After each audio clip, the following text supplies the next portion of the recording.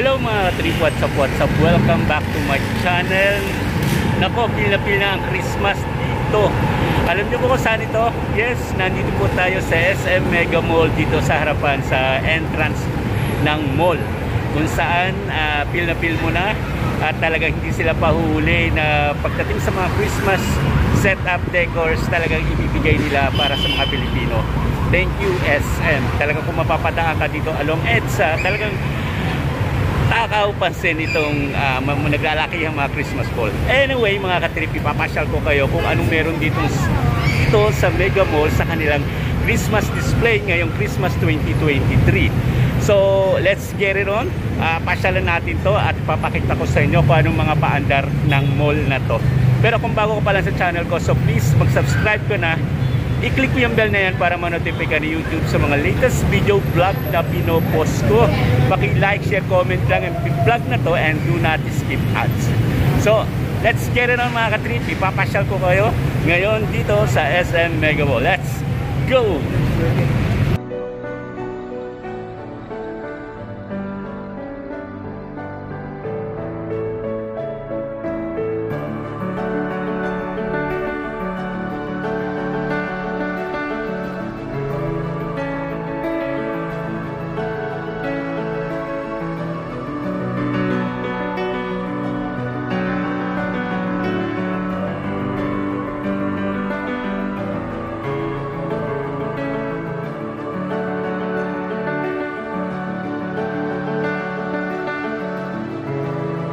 A few moments later.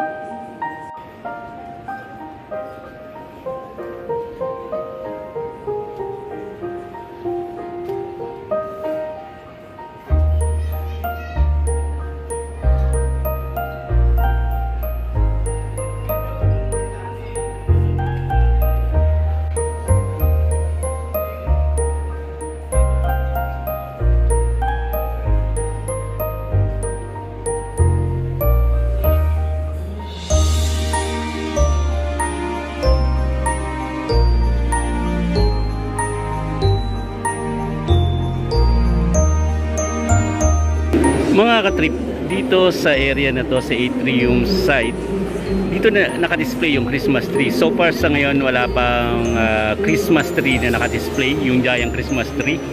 According dun sa staff na nakausap ko, end of October i-display, ilalagay yung giant Christmas tree ng Mega Mall. So abangan natin yan mga katrip.